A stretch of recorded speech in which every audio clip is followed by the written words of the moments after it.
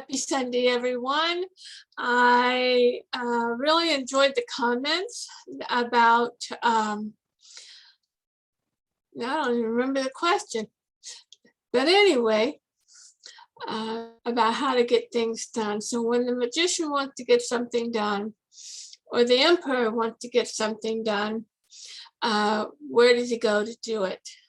And all of you power women chose the Empress. I had to laugh. I'm like, rawr, all right, get her done, goddesses. But no, I'm afraid not. It was not the Empress. And so I'm going to put the majors on the screen, and we're going to walk through some of the behaviors that I want to discuss. So hang on, bear with me a minute.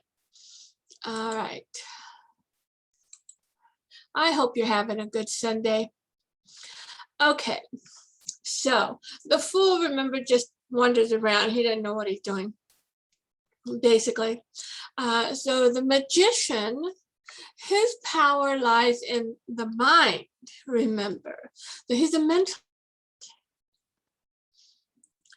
In order for him to get something done, he has to become something else as well.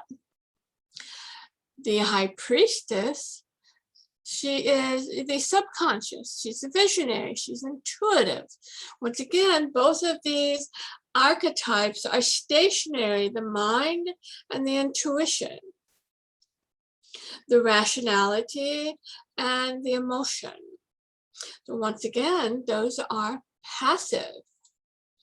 And then the Empress, which is what you all, many of you chose, she gives birth to a new reality, but really for her to give birth, she had to go through the emperor. I had to giggle at one of the questions. This answers was, the emperor tells her what to do. And I'm like, oh, okay, yeah, that would have been true because he's looking to her, get her done, all right? That would have been true in the ancient times when these cards were created, back in the day when the feminine, well, is still under the boot of the masculine, but back then we would have been talking the handmaiden's tale. And so once again, that Empress, she's emotional heart. We're going to feel. So that is still passive.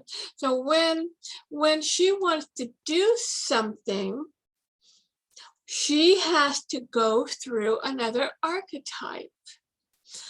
All right, so I want you to keep that in mind. So the magician, mental, the high priestess is intuitive, the empress is emotion, and the emperor, he goes, oh no, we're going to add earth laws to this, and we're going to control our situation. Remember, he is the doer and the delegator. So he's going to create his strategy, 1, 2, 3, A, B, C. But it's still, he is the magician and he's still in the head. And then they pass it to the high priest, and the high priest says, oh, we need to pray. And so we need to make some higher choices. Does this benefit the individual or does it benefit the whole? And so once again, that is passive. They pass it to the lovers.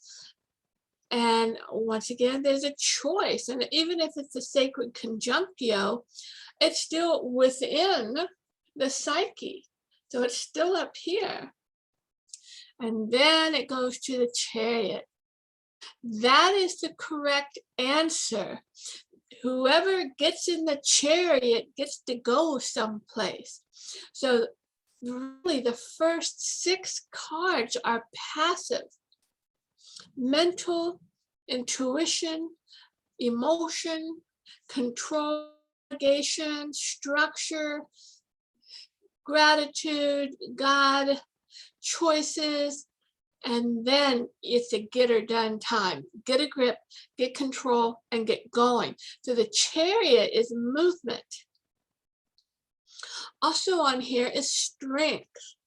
once again, that strength is in your core. So it's in your inner alignment. And the hermit, he didn't go anywhere either. He's stationary in his sanctuary. The wheel is the next action. And pretty much it's like, I don't know what's going to happen, but we're rolling. So the chariot and the wheel are two action cards and archetypes. Justice, once again, is passive. It is mind and heart, male and female. It's the weighing of all the polarities. And you're sure not going anywhere with the hangman. You're stuck. You are in timeout. And death, of course, is similar to the tower, but basically it's external. It's what's going on around you. So you personally, unless you're going through a transformation, there won't be any changes. And even those changes are mind and core. It's your spiritual aspects. And temperance, of course, she's not going anywhere. She may dip a toe in the emotions, so she keeps a toe in the emotional aspect, but she remains mental and spiritual. The devil isn't active either. He is kind of going back to the lovers. There's choices that have to be made. The tower, there is movement with the tower. Most of the time it's external.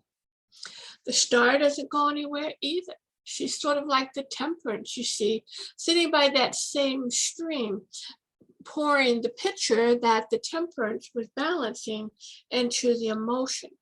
And the moon certainly doesn't go anywhere. And even if it does, it travels every 3 days, so it's the slow-mo. Now the sun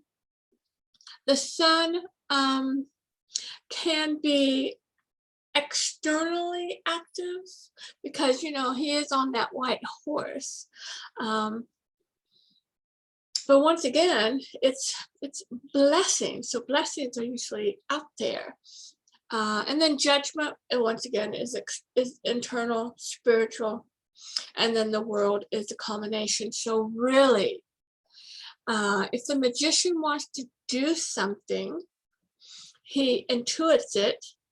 He loves it. He puts structure and order, and he gets a strategy. He gives thanks to the holy for it. He makes choices about it. And then he gets in the chariot, and he's very active. Remember that chariot, very fast, very active, very assertive, very aggressive. And then whatever actions that he took place in that chariot will be shown in the wheel. That wheel will turn. Hopefully the magician made all the right choices. If he didn't, then he gets the tower. And so it all is dissolved and disintegrated to be built, once again, bigger and better, higher. So the get or done cards are the chariot, the wheel, and the tower. All of the rest of the majors are more or less internal in their transformation, external, and what the universe brings us to deal with. Even the Empress, let's say she's preparing a dinner. All right, oh, I want to have this dinner. I want to gather family. Well, she still has to become the emperor. She has to say, okay, what do I need? I need recipes, I need food. So she creates her menu and the strategy. Are we going to cater it, or am I going to do it myself? So she's still becoming masculine in her doingness. And then, of course, she needs to go to the lovers, and she'll gather whomever. And she'll get in the chariot, go to the store, and that's when she gets it all done. So you see also, a lot of these cards are gender oriented in the fact that it's left brain, right brain. The magician is, of course, mental, so it's masculine. The high priestess is intuition, so she's feminine.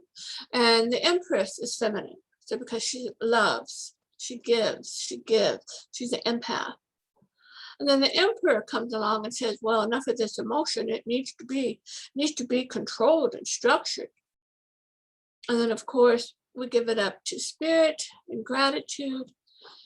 We gather friends and family, and then we get to go do something in the chariot. So the chariot can be both male and female, lovers of male and female. And once again, it's the union of the male and female. The emperor can, yes, and the high priest can both be male and female. You know, for those of you ladies out there who are single mothers, you are also the emperor at times when you discipline your children, when you give them order and instruction, and you teach them about self-love and boundaries and esteem and integrity. You're being dad there. Now the mother will say, brush your hair, wash your teeth, eat your peas, that type of thing. All right. So the chariot can both be male and female. Strength is male and female. Hermit is male and female. The wheel is, it moves. So it's more or less masculine. Well, spiritual, if you want to say. Justice, even though she's represented by ladies holding the scale, is once again mental and male and female. Hangman, male and female. Death is spiritual. Temperance is both. The devil is both. The tower is both. The star is mainly female because the star is just the outpouring of love and light and hope. The moon is definitely female. The sun is male.